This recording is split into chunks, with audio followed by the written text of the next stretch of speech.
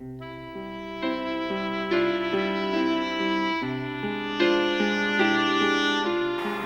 e profissão.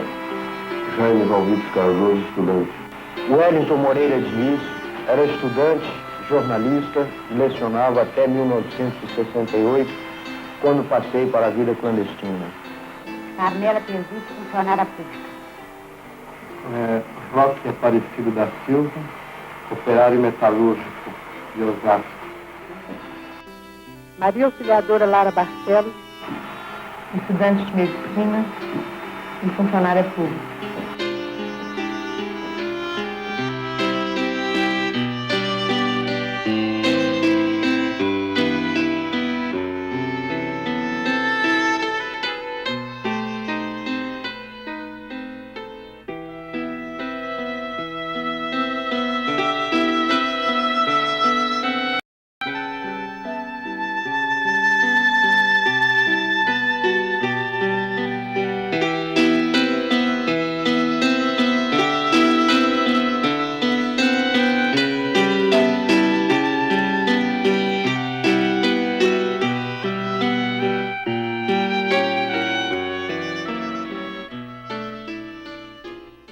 A minha sogra mexia lá na favela. Então levou a Lena e a Dora para dar aula lá junto com ela. Dava aula para as crianças lá. Acho que ela tinha uns 15 ou 16. Ela falava sempre que era uma miséria danada. Lá na favela, ela sentia demais, né? Ela ajudava as crianças, ajudava as pessoas, família. Uma pobreza, não é pobreza, não, uma miséria, né?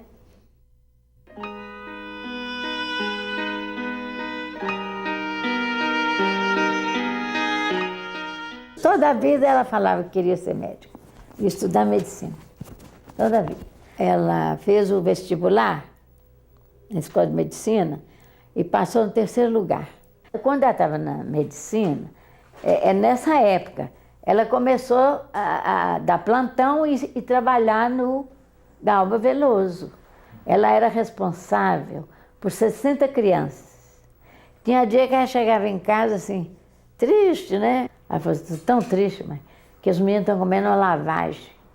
Eu tenho que coar a aveia estragada, cheia de bolor, e o leite embolorado também, a aveia embolorada, e o leite azedo, estragado, leite em pó. Eu tenho que coar por causa de bichinho para fazer o mingau para as crianças. As crianças que ficam lá são crianças que já nascem de mães doentes. E são crianças que já nascem doentes. Ela falou assim, mas lá os doentes são tratados muito mal. E eletrochoques, e são dopados. E tem 2 lá que eles operaram aqui, assim. Lá neles, cortam um músculo, né, um nervo, sei lá. Porque não tem jeito mais. Não sabe se não tem jeito, é porque não tem remédio, não tem nada. Coitados, ficam presos lá, feitos animais. Nem animal não é tratado assim. Então, ela ficava horrorizada. E foi lá e falou com o chefe, com o diretor. Ele falou, Dora, para de reclamar. Então, ele falava assim, você para de falar porque você vai ser presa, você vai ser incluída. Ela falou assim, na subversão, ela falava sempre, se subversão for isso, eu sou subversiva.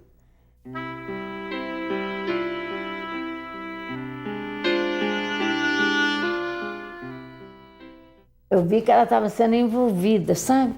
Meu marido tinha horror dela ser presa e brigava com ela, não queria de jeito nenhum, né? Tinha vários amigos dela, eles iam lá para casa, esse menino, esse moço, acho que até já morreu, esse moço e ela, e outros, mais uns 2, o Pesucci. As meninas eram muito amigas dela, Luizinha e a Zezé. E o Narras. O Narras, eu estou lembrando. O Narras, ainda tem mais uns 2 que eu quero lembrar. O Raul Starling. O Ângelo Pesucci, é os que eu conheço mais. E fazia aqueles folhetos, porque estava com greve da Mannesmann, tinha greve da mana, por causa de salário. Então, eles faziam aqueles folhetos que o sangue estava pingando, o suor era o sangue. Aí ele espalhava o folheto, baixava assim, nossa senhora, essa menina vai ser presa. E eu também, ele falava assim, eu vou jogar essa máquina lá embaixo, mas ela não jogava. Aí ela foi envolvendo, aí começou assim aquela rebelião, de vez em quando eles faziam greve de fome, eles lutavam, que uns tinham sido presos já. Aí ela brigou com o pai dela e mudou para uma casinha, né? E ela falou assim, papai, eu vou conversar com você e você não me respeita como pessoa. O senhor manda eu calar, mas eu não vou calar não, porque eu quero falar com o senhor as coisas. Ô pai, enquanto você respira, morre 5, 6 crianças de fome. Eu falei assim, minha Nossa Senhora, aquela luta. Aí ele brigou com ela, brigou porque um dia discutido no duro, e ela falou, papai, não vou ficar aqui, vou sair de casa. Falei, não vai sair, não vou, aquela coisa, saiu. Ela arrumou um barracão e a Carmela foi morar com ela. A Carmela e mais uma moça, que era do interior. A Carmela trabalhava com ela e mais 2 moças. Porque lá elas abriram como é que fala? Uma boutique. Tinha uma boutique lá, mas o dinheiro era para a organização. Acho que é Valpalmar, né? Elas morriam de medo, ficavam todas olhando.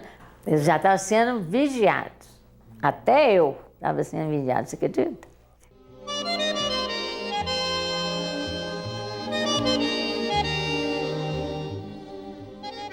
Tinha ido um professor lá na escola e tinha passado um filme lá, só para os professores.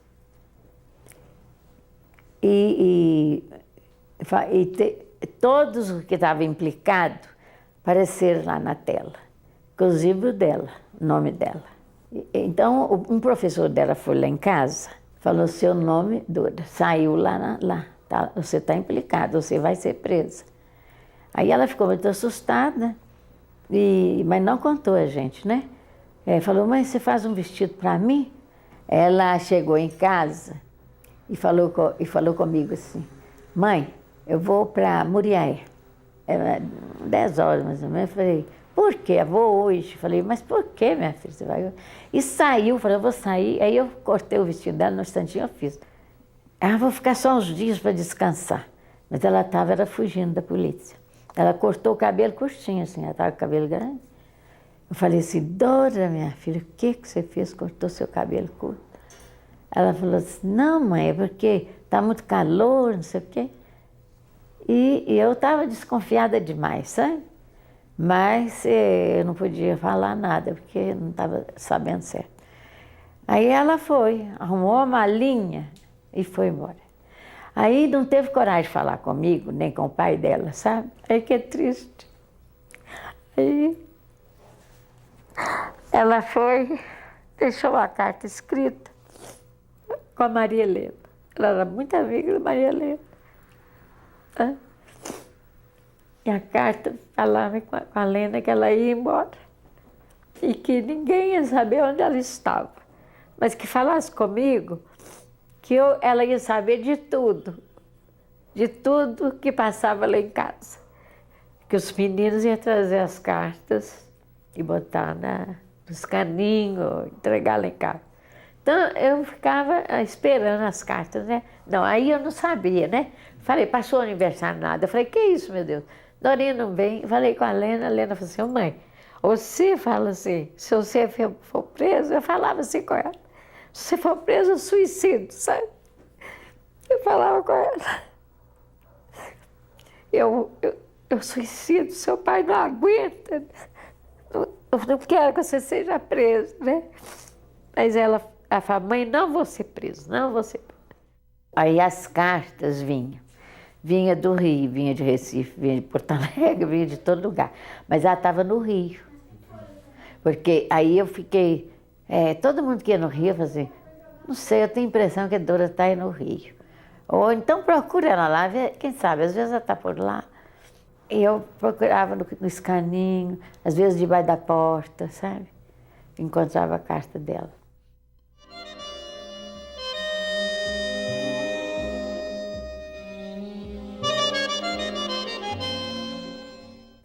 Um dia, eu vendo no Jornal Nacional, eu escutei.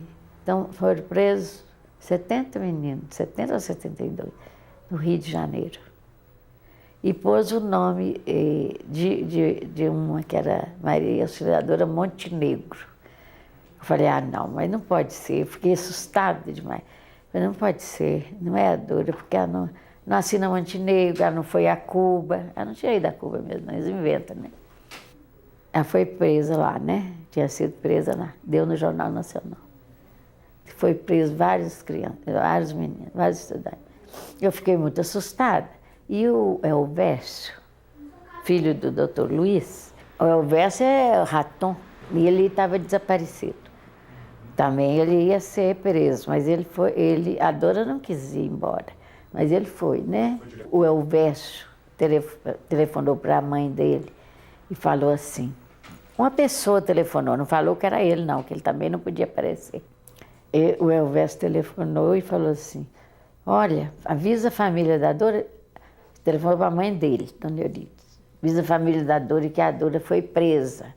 Aí já ia desligando, Dona Euridice falou, aonde? Falou assim, no Rio, só isso que eu posso adiantar. Eles descobriram que um vizinho denunciou, que faziam reuniões lá e tudo. O militar falou assim com ela, escuta, você sabe se tem uma casa aqui? Vestido de paisano, não era militar não, vestido de paisano, era militar, mas de roupa comum. Tem uma casa aqui para alugar? Ela falou assim, eu acho que parece que saiu aqui de uma prédio aqui pertinho, do lado. Saiu uma mudança, mas eu não sei se está para alugar. Pois ele alugou, ficou 3 meses lá, vigiando. Foi ela que indicou. E um dia ele chegou conversando com ela, ele e a mulher dele. Conversando animadamente com ela, tá? Tudo. E o Antônio Roberto, ele esperou que um dos meninos viesse, né? Antônio Roberto veio e abraçou ela assim por cima, né? Assim, no ombro. Ele foi, deu um jeito, puxou os 2 braços do Antônio Roberto para trás e botou a algema. E falou, é polícia. A Dorinha ficou horrorizada, correu para dentro, porque o Chael estava lá em cima. Ela subiu as escadarias, numa casa de 2 andares, e falou, Chael, vamos queimar os documentos todos, porque a polícia está aí, Antônio Roberto já está preso, já jogaram ele dentro do carro.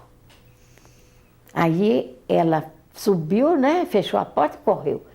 E eles lá queimando as coisas, e o Chael falou assim, eu não vou entregar. Eu falei assim, você vai entregar sim, senão você morre. Não vou.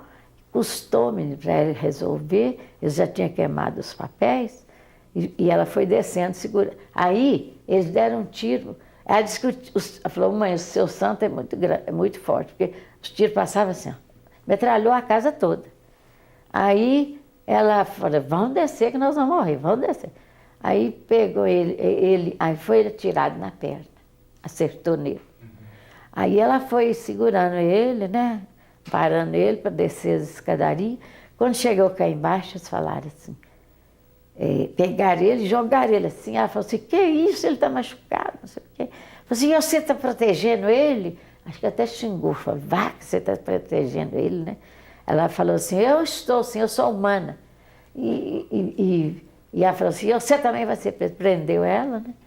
E botaram os 3 no caurão, né? E levaram. Eu fui presa no dia 21 de novembro de 69, à noite desse dia, e a casa em que morávamos foi cercada por cerca de 20 policiais. Houve um intenso tiroteio, lançamento de bombas, e mais ou menos às 9 horas da noite fomos levados para o Departamento de Ordem Política e Social. Éramos 3. Eu, meu marido e um outro companheiro que morava comigo. O nome do seu marido e do companheiro? Antônio Roberto Espinosa e Chael Charles Chaia. Eu já sabia que saiu na Veja, que eu vi a Veja, que o menino morreu na tortura, o Chael, foram 3 presos. Eles estavam em Bangu, eles moravam em Bangu. Estava vivendo junto com ela. Ela gostava muito dele. Antônio Roberto Espinosa. E os dois estavam escondendo o Chael, que o Chael estava com muito documento do Médici, que era muito importante. Quando foram os 72 presos, 19 foram tirados, trocados por outros. E um deles era o Espinosa. E o Chael morreu no dia da tortura. Ele morreu, a Dorinha que viu ele morrer. Que ele deram um soco muito forte no estômago dele e ele morreu. Sabe? E assim, olhando para a Dora, assim, com aquela... Ele falou, não, a Dorinha não tinha medo, ela falava, vocês são os selvagens, vocês são os primatas, vocês são... E nós xingava, ela apanhava. Essa noite foi a noite mais terrível que eles passaram. O Chael morreu nessa noite. Tinha uma pessoa lá dentro que era simpático a eles e também gostou muito da Dora, sabe? Do jeito dela e tudo. Não sei. E ele falou com ela, que já tinha avisado a Veja. Aí então, ela disse que ela foi torturada demais, tremendamente. Eu não gosto nem de falar as coisas que foram feitas com ela. E o Antônio Roberto, eles falaram, vamos separar ele daqui que nós vamos matar ele. Pôs ele em outro lugar e Dorinha falava assim, Antônio Roberto, fala alguma coisa. Porque eles tinham combinado, se fosse preso, falaram tudo desencontrado, eles não sabiam nada dos outros aparelhos. Uma coisa, porque senão eles te matam. Ela disse que não, bateu demais. E o Chael já foi levado desmaiado para o hospital. Chegou lá e já estava morto. E ela ficou sendo torturada, ela e o Antônio Roberto. Trouxeram ele com a caveirinha na cabeça, olha, e tirou um testículo dele, tá? Todo ensanguentado, coitado. Nossa, mãe. Esses meninos sofreram demais.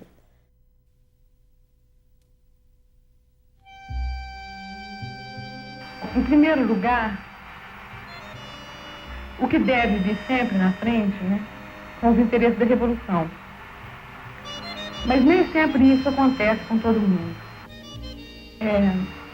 Às vezes a gente sente a coisa de maneira mais direta, assim, por amor aos companheiros mesmo, por não querer que os companheiros passem por aquilo que a gente passou. Quer dizer, a gente sente a coisa mais de perto, assim, não sente como interesse do povo da Revolução. Há diferentes tipos de atitude, de modo de pensar isso.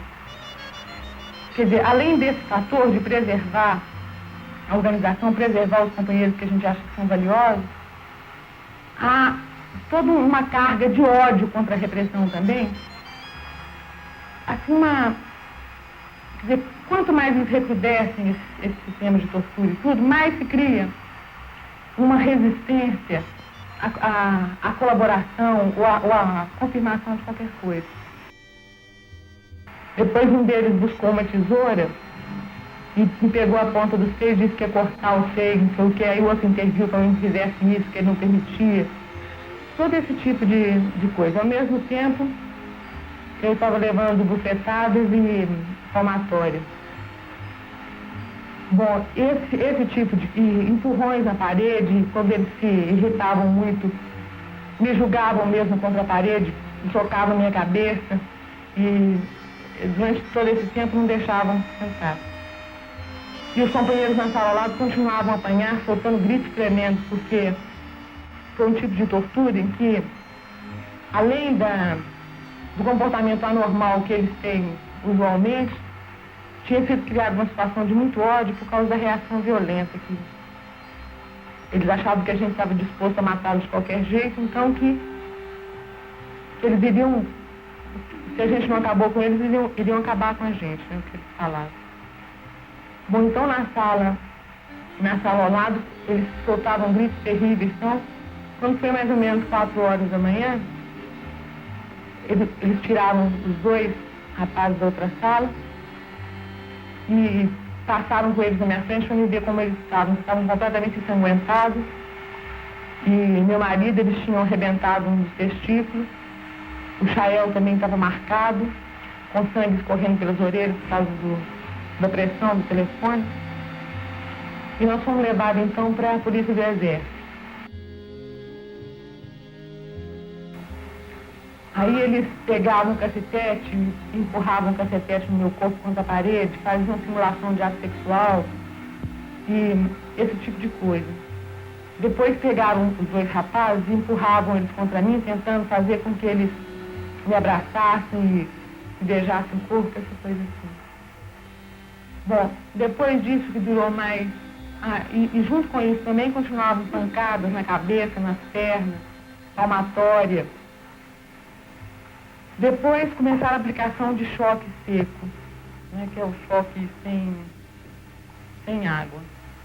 Aplicaram mais ou menos uma meia hora esse tipo de choque e retiraram os dois rapazes para outra sala.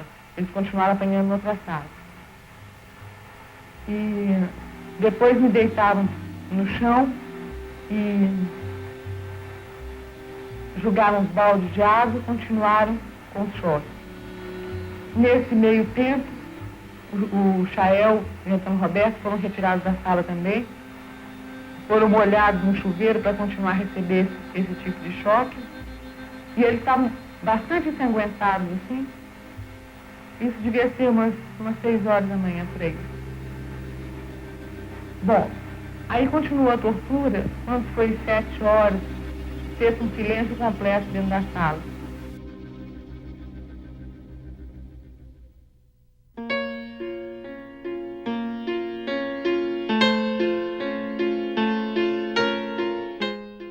Aí o Luiz Fernando, meu genro, que é casado com a Maria Helena, foi lá em casa, a Lena foi lá em casa e falou: mãe, Luiz Fernando vai para o Rio hoje. Eu falei: o que o Luiz Fernando vai fazer no Rio? Não, é a mãe do tribunal, ele trabalhava no Tribunal do Trabalho. Ele vai fazer. Eu falei: mas será? Não é por causa da Dora, não? Eu falei: não é não, é por causa do tribunal. Aí não era por causa dela mesmo. Foi ver se achava ela. E olha, melhor seria se a gente mandasse uma procuração. Eu falei: para quem? Eu não conheço ninguém lá no Rio, advogado, assim. Eu falei: não, o doutor Luiz tem um amigo, chama Modesto da Silveira.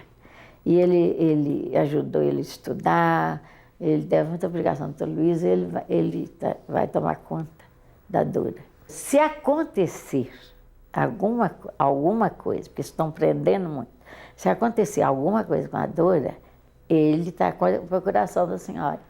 Quando foi no outro dia, ele ligou de lá, né? Falou com a Lena assim: olha, a Dora está presa e está incomunicável. E o doutor Antônio Roberto da Silveira disse que foi lá ontem. Ele tomou até chute lá. Falou que são meninos que não merecem ter advogado, ser defendido. Aí, então vamos fazer isso. Tem 10 dias de incomunicabilidade. Mas quem pode vir? Só sua mãe. Depois dos 10 dias, sua mãe pode vir. Aí a Lena chegou lá em casa. Ela falou assim: ó, mãe, ela foi presa no Rio. Eu falei: nossa, quase que eu desmaiei, sabe? Deu tristeza e deu alegria. Porque eu não sabia onde que ela estava. Não sabia nem se estava morta. Aí, é que às vezes eu passava mais tempo sem receber carta, sabe? E eu ficava doidinha. Aí, então, eu falei: nossa senhora, eu vou para o Rio. Não, a Lena falou assim: sabe, tá? Eu falei: não, vou para o Rio, vou olhar ela. E ela falou: só pode ir depois de 10 dias, não precisa correr. Eu quero saber onde que ela está, porque o que ela tiver de direito, de defesa, eu vou atrás dela. Vou dar toda a assistência para ela. Fui para o Rio, né? Levando livro para ela, levando pé de moleque, levando as coisas que ela gostava. Cheguei lá, meu filho, que até que eu consegui. Aí fui para casa de uma tia Nair, tia do meu marido. Aí ela tinha a Lurdinha é médica, então ela foi comigo, né? Lá, na Vila Militar. E então, quando eu cheguei lá, procura aqui, não, ela não está aqui não. Procura ali, nada, não está aqui. Procura lá. E o doutor Ernesto da Silveira Já tinha falado comigo que ela estava lá, que eu podia ir lá, que ela estava lá. Aí, então, eu falei, mas não é possível. Voltei no outro dia. Quando foi no outro dia, quem era da Vila Militar, né? Quem era o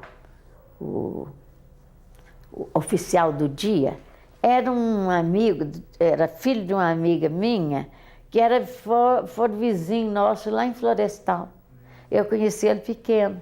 Mas na hora eu falei assim, mas a senhora é Dona Clélia? Eu falei, sou. Eu estou procurando a Dora, meu filho. E você é militar? Eu falei, eu sou militar.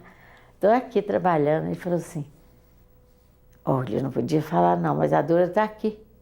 A senhora não fala que eu falei isso, não. Falei, nossa senhora, a Dora está aqui? Mas não é mentira sua, não, que eu não acho ela em lugar nenhum. E o moço tinha falado comigo que ela tinha sofrido demais, né? Nas torturas, o oficial, né? Mas ela estava bem. Mas eles começaram a fazer serenata para ela, porque ela estava estava muito depressiva. Eles ficaram com medo dela enforcar. Fazer alguma bobagem, né? Aí eu fui ver o Celso Lari, que era o responsável pelo inquérito dela. O Celso Lauria custou me receber. Eu fui duas vezes, aí ele me recebeu, né? Eu falei, o senhor não tem filho? Ele falou, tenho. O senhor não acha que o senhor pode se encontrar numa situação dessa um dia? Ele falou assim, isso a gente está sujeito mesmo, mas eu tenho que cumprir ordem. Aí ele ficou com muita pena, porque eu fui uma vez e falou, volta amanhã. Eu fui outra vez, volta amanhã. Fui outra vez e falou assim, olha, a senhora pode vir amanhã às 4 horas da tarde. Aí eu fui visitar ela e todo mundo já estava lá, ela não. Porque foi no rancho e ela estava na Vila Militar. E os meninos, tinha meninos de Rio Grande do Sul, de vários estados brasileiros. Aí eu cheguei, né, fiquei sentada lá. Vieram 2 soldados, sentaram um aqui e outro ali. E a Lourdinha também, com as metralhadoras. Falei, chega isso para lá, meu filho. Eu tinha levado bombom, falei assim, aqui, ó. Ele falou assim, não posso aceitar. Eu falei, você tem filho? Tem, então leva para o seu filho. Pus no bolso deles, né, um bombom, um punhado de bombom, né, e fiquei conversando com eles. Por que ela está demorando? Porque ela está no rancho aí. Quando daí um bocadinho veio. Ela veio num carro, menina, com batedor, com um tanto de polícia atrás, carro de polícia, nossa senhora, coisa horrorosa. E eu não sabia que era ela. Aí ela pulou do carro. Eu não tinha visto ela ainda. Ela pulou do carro, cabelinho curtinho, que eles cortaram, vestido aberto assim, chinela de uma das meninas e um outro chinelo, tomaram tudo deles. Tomaram tudo. Aí, quando eu vi a Dorinha, ela ficou branca, sabe? Eu falei assim, eu saí, a Lurdinha falou, fica quieta, você não pode sair. Eu falei, que pode tirar que eu vou sair. Saí, encontrei com ela. Abracei ela e eu ficava procurando onde é que eles te machucaram, o que foi que eles fizeram com você? Falei, mãe, não chore, eles não merecem. Aqui no meu dedo, aqui, ó, eles puseram o fio elétrico aqui, eu tomei muito choque, uma coronhada na cabeça, mas já tinha 10 dias, 12 dias, aí já sarou. E eu estou bem, mãe, não fica assim, não fica, eles não merecem isso, você não vai chorar. Aí ela já sentou comigo lá e começou a contar as coisas que tinham acontecido com ela, tudo. Eu falava, minha filha, e xingando os policiais. Falei assim, estão ouvindo, não fica xingando, você está nas mãos dele. Aí ela falou assim, olha, de vez em quando eles me tiram de lá e vão andar na cidade para mostrar, para ver se eu descubro algum aparelho. Mas eu não denunciei ninguém, não falei nome de ninguém, sofri muito. Eles quase que acabaram comigo.